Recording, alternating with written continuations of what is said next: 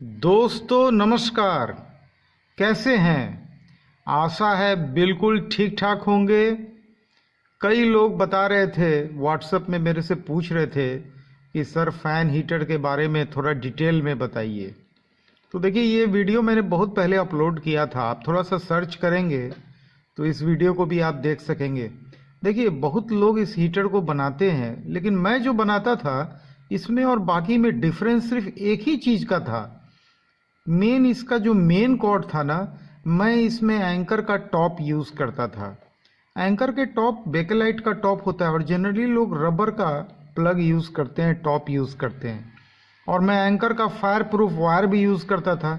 और इस डब्बे के पीछे मैंने काफ़ी डिटेल में बताया था। देखिए, ये मैं आपको बता रहा हूँ, ये एंकर का टॉप है। तो इससे क्या होता था कि कभी भी टॉप में आग लगने का, गलने का, ये सब खतरा कम से कम मेरे मॉडल में कभी ये शिकायत नहीं आया। और खैर, जब भी मैं जितना भी पीस बनाया, कभी भी शिकायत नाम की चीज़, मैं कोशिश ये करता था हमेशा अपने प्रोडक्ट में कि किसी भी प्रकार से शिकायत नाम की चीज़ नहीं हो। देखिए, हमेशा एक कस्टमर बन के मैन्युफैक्चरिंग कीजिए। सोचिए कि मैं ही उपभोक्ता हूँ, जो सामान आप बना रहे हैं, अगर आपके दिमाग में ये ख्याल जिस दिन आ जाए कि इसको इस्तेमाल भी मुझे ही करना है, तो वाकई उसमें क्वालिटी आप ज़रूर भर भर के देंगे। लेकिन देखिए, लोग सोचते हैं कि आप कस्टमर को धोखा दे रहे हैं। असल में कस्टमर को कोई धोखा कभी दे ही नहीं सकता है। देखिए, डब्बा पे भी मैं पूरा प्रिंट किया हूँ कि कैसे आग लगता है प्लग में, रबर वाले प्लग में। इस वीडियो को आप देखिएगा, अलग से भी ये वीडियो डाला हुआ है, तो काफ़ी डिटेल में मैं इसमें बात भी किया हूँ। तो मैं कह रहा था कि लोग सोचते हैं कि कस्टमर को, कोई सोचता है कि चीट कर लिया, कुछ ज़्यादा कमा लिया घटिया सामान सप्लाई करके। असल में कोई कस्टमर को रियली कभी चीट कर ही नहीं सकता है। आप कस्टमर को खो देते हैं। देखिए, एक कस्टमर अगर बन जाए, फर्स्ट टाइम बिजनेस के चक्कर में उससे मत रहिए। वन टाइम बिजनेस से हमेशा क्या होगा कि आप हमेशा नए नए कस्टमर के चक्कर में पड़ते रहेंगे। और कस्टमर एक बार जब आपके घटिया सामान से धोखा खा के आपको छोड़ देगा, तो एक चीज़ और वो करेगा साथ में, वो शिकायत जरूर करेगा 4 आदमी से। और समझिए कि एक कस्टमर के चलते 4 और जो कस्टमर आपका बनता, वो भी आपके हाथ से चला गया।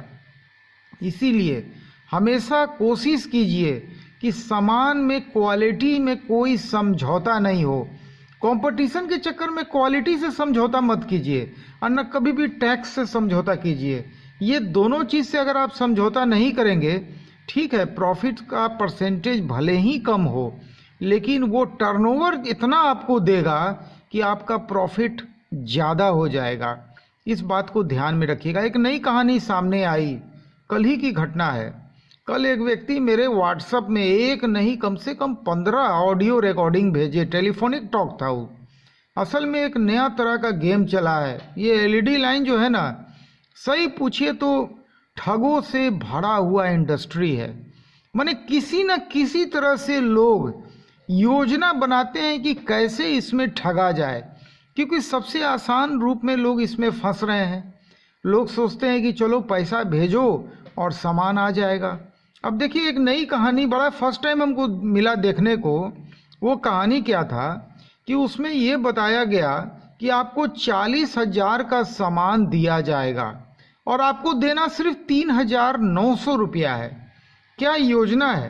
कोई भी आदमी इसमें फंस जाएगा कि भाई 3,900 देने से अगर 40,000 का एलईडी लाइट्स हाथ में आ जाए, तब तो आदमी उसको बेच बेच के उसका पैसा दे देगा। और कहा यह जाता है कि बाकी पैसा आपको मंथली इंस्टॉलमेंट में पे करना है, जस्ट इंटरेस्ट फ्री ईएमआई। अब बेचारे ये हैं सासाराम के रोहतास, सासाराम एक जगह है बिहार में, वहीं के व्यक्ति थे। इन्होंने तो 3,900 भेज दिया और नतीजा इनका 3,900 जिस स्पीड से गया, उस स्पीड से माल कभी इनको वापस नहीं आया। वो आना भी नहीं था। देखिए, थोड़ा सा सोचिए, कोई आदमी अगर कोई 100 रुपया का सामान 5 रुपया में देने की बात कर रहा है, तो जाहिर सी बात है वो आपसे सिर्फ 5 रुपया लेना जानता है। और वो जानबूझ के ऐसा रकम रखा गया है कि वो रकम आप आसानी से उसको अदा कर दीजिए। 5 रुपया देने में आपको दिक्कत नहीं होगा। आप देखेंगे 100 रुपया का सामान है, 5 रुपया में मिल रहा है, आप उसका पैसा पेमेंट कर देंगे 5 के हिसाब से, वो 5 भी आपका हाथ से चला गया। यही होता है। और एक चीज मैं आपको बराबर बोलता हूं, डरने की कभी जरूरत नहीं है ना। वो शोले फिल्म का डायलॉग हमेशा याद रखिए, जो डर गया समझो मर गया। देखिए, आप मेरे से एक सीख कम से कम लीजिए। बैंक वालों ने मेरे साथ धोखा किया, ठीक है। डिटेल अगर नए सब्सक्राइबर हैं, अगर इस बात को नहीं जानते हैं, तो सिर्फ टाइप कीजिए सावधान बैंक लोन कभी नहीं, उसका वॉल्यूम 1 एक बार देख लीजिए। तो बैंक वालों ने मेरे साथ धोखाधड़ी किया। मैं अगर डर जाता और खुद को 2 मिनट के लिए ख़त्म कर लेता, जनरली लोग कर लेते हैं, सुसाइड कमिट कर लेते हैं, मैंने क्या किया, लड़ने का सोचा। इसलिए मैं हर वीडियो के डिस्क्रिप्शन में एक वर्ड कुछ लिखता हूँ। देखिए, मैं हमेशा लिखता हूँ, beware of fraud and virus, fraud और वायरस से बचिए। फिर मैं लिखता हूँ, नेवर गिव अप, कभी भी गिव अप मत कीजिए, किसी भी चीज़ को ख़त्म मत कीजिए। फिर मैं लिखता हूँ, फाइट फॉर द राइट, हक की लड़ाई लड़िए। बिना लड़े कुछ नहीं हासिल होता है, लड़ना ही पड़ता है। अगर आपके साथ किसी ने कुछ गलत किया है, तो जिस दिन आप संतोष कर लीजिएगा ना, नतीजा क्या होगा, उस आदमी का जो पैर है ना वो बढ़ते जाएगा। आज वो आपके साथ किया, कल वो आपके साथ साथ 4 और के साथ करेगा। तो इस तरह से ज़्यादा लोग ठगाएंगे। और बार बार मैं अंत में लिखता हूँ, बी पॉजिटिव, हमेशा अपना जो सोच है ना उसको सकारात्मक रखिए। देखिए, निगेटिविटी तो साल भर से हम लोग देख रहे हैं, वायरस आ गया, निगेटिविटी का एक माहौल छा गया, और सही पूछिए तो आगे क्या होगा, जो होगा देखा जाएगा। लेकिन इसके चलते हम लोग अपने काम को तो बंद नहीं कर सकते हैं ना, हम लोग को तो फाइट करना पड़ेगा, राइट के लिए फाइट करना पड़ेगा, गिव अप नहीं करना पड़ेगा। मैंने भी गिव अप नहीं किया। मैंने क्या क्या किया, सबसे पहला काम, अगर आपके साथ कोई धोखाधड़ी करता है तो सबसे पहला काम कीजिए, बातचीत से उसको सॉल्व करने का कोशिश कीजिए। कोशिश कीजिए 1 राउंड, 2 राउंड, 4 राउंड, बातचीत बंद मत कीजिए। अगर वो बातचीत से मामला नहीं सुलझे तो मैं क्या किया, मैं उसके बाद जो बैंक के धोखाधड़ी का मामला आता है ना, तो उसमें एक पूरा पैटर्न बना हुआ है। सबसे पहले अधिकारी से बात किया, 2 महीना बात किया, 3 महीना बात किया, उन्होंने नहीं समझा। उसके बाद मैं क्या किया, बैंक को लिखा, बैंक ने भी नहीं सुना। उसके बाद मैं क्या किया, बैंकिंग ओम्बुड्समेंट है यानी बैंकिंग लोकपाल, मैंने बैंकिंग लोकपाल में शिकायत दर्ज कराई, वहाँ भी कोई लाभ नहीं हुआ। देखिए, कोई भी आदमी रहता ना मेरे जगह, बैंकिंग ओम्बुड्समेंट में जब कोई राहत उसको नहीं मिला ना, वो आदमी वहीं पे अपना हथियार डाल देता, गिव अप कर लेता।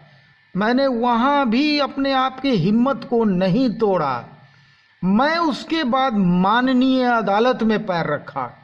अब देखिए, माननीय अदालत ने संज्ञान लिया, एक नहीं 9 अधिकारी के खिलाफ।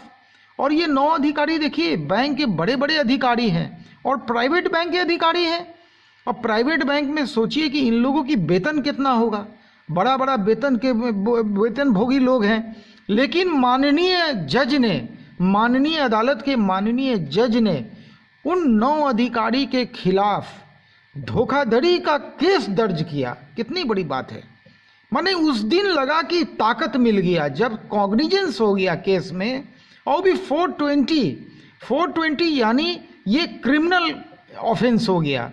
अगर ये साबित हो जाएगा जिस दिन, उस दिन इन लोगों को सजा हो जाएगी। और इसमें अप टू 7 ईयर्स तक का इम्प्रिजमेंट है, माने कैद का प्रोविजन है। तो देखिए, माननीय जज ने, मैं क्या था, मैं तो एक मामूली आदमी है, क्या है, मैं इसीलिए बोलता हूँ, कितना भी बड़ा सामने वाला क्यों नहीं हो, कितना भी बड़ा क्यों नहीं हो, डरिए मत, एकदम डरने की जरूरत नहीं है। प्राइवेट बैंक वाले मेरे को बहुत धोखा दिए थे, तुम क्या हो, चीटी हो। सर, चीटी एक हाथी को मार देता है, जान लीजिएगा। चीटी बड़ा खतरनाक चीज होता है, हाथी के सूंड में अगर घुस जाएगा ना तो हाथी की जान चली जाएगी। तो चीटी को मामूली मत समझना चाहिए था, छोटा है तो क्या हुआ, हाँ। इसीलिए मैं जब माननीय अदालत ने कॉग्निजेंस लिया तो ये लोग कॉग्निजेंस के खिलाफ ऊपरी अदालत में गए, बैंक वाले। देखिए, लेकिन ऊपरी अदालत में इनके अपील को माननीय जज ने खारिज कर दिया। अब सोचिए ताकत पे ताकत कैसे मिलता है। और उसके बाद तीसरे जज साहिबा जो आई थी वो 9 अधिकारियों को आदेश जारी की थी कि ये 27 मार्च 2020 को बाय फुट कोर्ट में सरेंडर करने के लिए। सोचिए, इन लोगों के ऊपर में वारंट इशू है, कम बड़ी बात नहीं है। एक मामूली आदमी ने हिला के रख दिया, एक मामूली इंसान ने देश को आजाद कर दिया था। क्या था? गांधी जी के हाथ में कोई AK-47 नहीं ना था, एक लाठी था, लेकिन वो AK-47 से भी ज्यादा था, वो मिसाइल से भी ज्यादा ताकत रखता था। क्या था? कुछ नहीं था। लेकिन जो लड़ाई 200 साल से लड़ी जा रही थी, गांधी जी आए और इस लड़ाई में देश को आजाद कर दिए। इसीलिए मैं बोलता हूं कि ये जो ठग लोग हैं ना, LED इंडस्ट्री में या किसी भी व्यवसाय में, ये ठग क्यों हैं? ये ठग इसलिए हैं क्योंकि हम लोग ठगा के अपनी आवाज को चुप करके रह जाते हैं। मेरे से कुछ सबक लीजिए।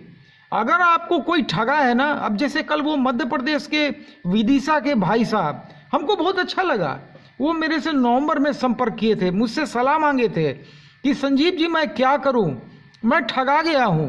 मैंने उनको बोला था अगर आपको कोई ठगा है ना तो आप पुलिस में जाइए, पुलिस में अपनी शिकायत दर्ज कीजिए। उन्होंने वैसा ही किया। अब देखिए, पुलिस से बड़ा तो कोई नहीं है ना, कानून से बड़ा कोई नहीं है। अब उन्होंने पुलिस में FIR दर्ज करा दी। अब जाहिर सी बात है, अब जो व्यक्ति ने ठगा है उनको, अब तो वो 2 मिनट सोचेगा, 2 मिनट के लिए, कि अब ठगना लोगों को आसान नहीं है। अब पुलिस का शिकंजा उनके ऊपर जब कसाया जाएगा, तब वे लोग जो आजकल जो खुलेआम लोगों को ठग रहे हैं, जो LED लाइन में लोग बोलते हैं ना कि आप 2 साल की गारंटी दे सकते हैं इस आइटम पे, मैं क्या बोलता हूं, मेरे से आप फोन करके किसी अपरिचित से कहलवा लीजिए कि संजीव जी इसमें कितनी गारंटी होगी। मेरे जवान से हमेशा एक ही शब्द निकलेगा, मेरे तरफ से कोई गारंटी वारंटी नहीं होगी। मैं हमेशा बोलता हूं गलत गुमराह कभी नहीं करना चाहिए। अरे भाई, जब गारंटी अगर है इसमें तो आप क्यों नहीं देते हैं? और जब आप नहीं दे रहे हैं तो मतलब उसमें गारंटी देने का चीज नहीं है। और अगर आप गारंटी दे रहे हैं तो उसका तरीका है, आपको मार्जिन रखना पड़ेगा। आप एक्स्ट्रा मार्जिन रखिए और गारंटी दीजिए। चलिए, बात असल में देखिए, जब बात बैंक और अपनी बात जब याद आती है ना तो खून बहुत खौल जाता है। सोचिए मुझे कितना संघर्ष करना पड़ा। ये तो समझिए कि जब मैंने कलम उठा लिया ना और किताब लिखा, पहला बार जब जादू बल्ब मेरा रिलीज हुआ, तो आप लोगों का जितना साथ मुझे उस किताब से मिला, तो मुझे एक नई ताकत मिली वापस से। नहीं तो लग रहा था कि भाई एक तरफ तो मेरा धंधा बंद हो गया, बिजनेस बंद है, कुछ काम नहीं है, लेकिन इस किताब ने मुझे बहुत सहारा दिया और बहुत लोगों को इससे लाभ हुआ। उसके बाद जब मैंने पंखा उद्योग किताब रिलीज किया तो मैंने कसम खाया कि मेरा बिजनेस बंद हुआ, नो डोंट वरी, कोई बात नहीं है, शेर बीमार है, मरा नहीं है। एक दिन फिर से मैदान में जब दौड़ेगा ना तब समझ में आएगा लोगों को। मैं अपने आप को बिल्कुल बोलता हूं कि शेर बीमार है लेकिन मरा नहीं है। मैंने सोचा कि कोई बात नहीं, मेरा बिजनेस बंद हुआ, डोंट वरी, मैं कई लोगों का बिजनेस खुलवा दूंगा। मैंने किताब लिखना चालू किया। पंखा उद्योग किताब में मैंने सारे मशीन वालों का नंबर खोल के रख दिया, एकदम डिटेल में एड्रेस के साथ सारे सीक्रेट्स को ओपन करना चालू किया। उस किताब से इतनी अपार सफलता मिली, उसमें सारे कच्चे माल वालों का मैंने नंबर डाल दिया। मतलब वो एक ऐसा किताब अपने आप में बन गया कि वो किताब अगर कोई ले लेना तो उसको किसी से कुछ पूछने की जरूरत ही नहीं है। इतना धमाकेदार किताब बन गया। उसके बाद मैंने RO के ऊपर में किताब लिखा और उसमें भी मैंने डिटेल नंबर को छाप दिया। मतलब किताब लेने के बाद फिर कुछ किसी से पूछना नहीं है। अब तो ये सिलसिला चल चुका है। फिर बहुत लोगों का डिमांड आया कि संजीव जी वाइंडिंग डेटा पे किताब लिखिए, मैंने उस पे भी लिखा। 1-2 नहीं, 125 पंखे का मैंने वाइंडिंग डेटा डाल दिया उस किताब में। अब देखिए, कोई भी पंखा के निर्माता हो या पंखा का रिपेयरिंग करने वाले भाई हों, उनको ये किताब हाथ में आ जाए ना तो कोई भी पंखा आ जाए वो उसका 2 मिनट में वाइंडिंग कर देंगे। पूछने की जरूरत ही नहीं, ना तार काउंट करना है, ना वायर को बर्न करना है, कुछ करना ही नहीं है। आप सीधा आंख बंद करके डेटा से वाइंड कर दीजिए, इतना ऑथेंटिक डेटा है। और इसके बाद ये सफ़र जो मेरा है ना, सारे बिजनेस पे एक एक करके मैं किताब लिखता चला जाऊंगा। नेक्स्ट मेरा जो किताब आ रहा है इसी मंगलवार को कूलर के बिजनेस के ऊपर में आ रहा है। मैंने पूरी तैयारी कर ली थी, कूलर के व्यापार को यहाँ पे असेंबलिंग स्टार्ट करूँगा। मैं बिल्कुल कैबिनेट के मैन्युफैक्चरर के फैक्ट्री में गया था, पूरा डिटेल्स देखा था, और जो मोटर बनाने वाले हैं मैंने डिटेल सबका नंबर खोल के रख दिया हूँ इस किताब में। मतलब इस किताब को अगर कोई ले लेगा ना तो ये जो कूलर का जो बिजनेस है, सही पूछिए तो है तो बड़ा कम दिन का, लेकिन बहुत धमाकेदार प्रॉफिट देता है, क्योंकि शॉर्ट पीरियड का बिजनेस है। और ये जैसे हीटर भी है शॉर्ट पीरियड का बिजनेस, मुनाफा यहाँ भी ज़्यादा रहता है। तो इसीलिए चलिए बातों बातों में, देखिए आपसे माफ़ी मांगना चाहूँगा, 16 मिनट हो गया अभी मैं मोबाइल में देख रहा हूँ। मैंने सिर्फ आपसे 10 मिनट आपका समय मांगा था, तो पहला बात इसके लिए माफ़ कीजिए। असल में देखिए बातें चलती हैं तो बहुत तरह की बातें होने लगती हैं। चलिए आज का वीडियो यहीं पे समाप्त करते हैं। कोशिश करूँगा कल फिर मैं आपका 10 मिनट लूँ, और कोशिश करूँगा 10 ही मिनट लूँ, उससे ज़्यादा समय नहीं लूँ। तब तक के लिए अपने दोस्त संजीव वर्मा को विदा कीजिए। नमस्कार।